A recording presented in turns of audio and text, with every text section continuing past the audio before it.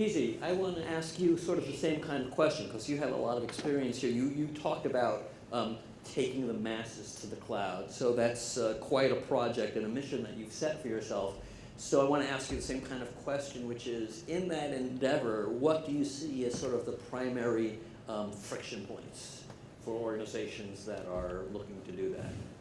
So as much as I'm discussing with various industries which are fast adopting cloud or slow adopting, somebody who's like willing to fail fast and go multinational for their needs. First and foremost, everybody talks about data and security, as Brian was mentioning. So that becomes a hygiene. Security has to be very much imbibed. You can no longer put security under the radars as you could have done in your earlier stages of traditional IT form when you move to cloud. So it actually makes your organization much mature, but that becomes the first friction point. Yes. When I put it, it's become challenging. The second, the data integrity itself. How do I share the data, which is highly critical, highly personally identifiable, all that with my partners, third-party ecosystem and all that, right? How do you manage, slice and dice the data using machine intelligence or data analytics and, classify the data into what can exist in cloud and continue to give you peace of mind? Eventually 5 years from now, if you think about it, things are going to be so much different. We'll be talking different aspects of how do we classify the data. Yes. But today, data classification is one of the biggest challenges. Okay. Third, from a CFO standpoint, financial agility and financial, scalability. I do not want to linearly scale up when we are adopting cloud.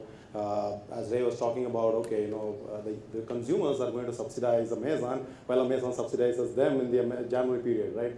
How do CFOs can make use of intelligence that keeps their budgets non-linear when it comes to using the cloud and making benefits of it? So let me just stop you there for a second. So that's very different from the model we've always had internally, where we've sort of capitalized capacity, and then if we had spikes or if we had to add some capacity, we sort of had capital investment, so we didn't have a linear, right? We had some economies of scale internally.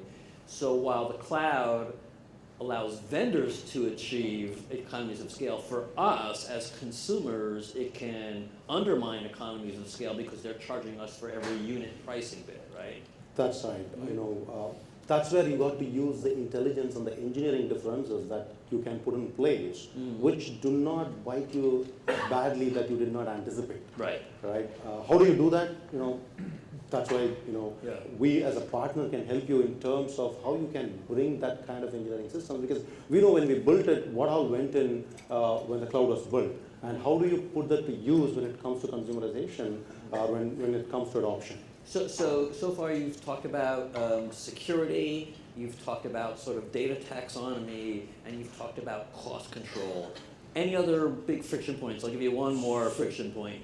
The biggest one I would say is the knowledge capital the organizations have already invested, which includes people, which includes probably the cultural aspect they have built over a period of time. Right. Certainly cloud, kind of poses a threat for organizations to adopt technologies which may be, tangentially different from what they have been used to. Okay.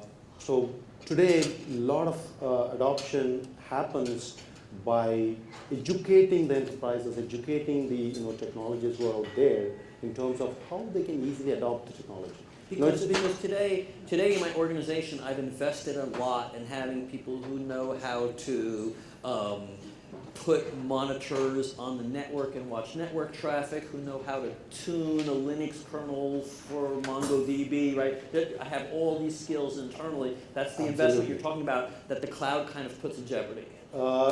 It doesn't put everything in jeopardy, but yeah, it puts the majority of that in jeopardy, because now your engineering team has to think on the higher order in terms of, okay, I'm no longer going to take the elemental aspects of how things are managed in my systems.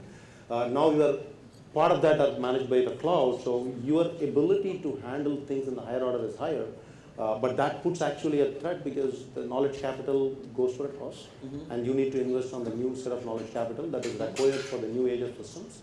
And then, when you bring multiple aspects of a large enterprises, the marketing, the sales, the HR, the actual businesses together, it's a much longer task. That puts a huge friction for the organizations to come together.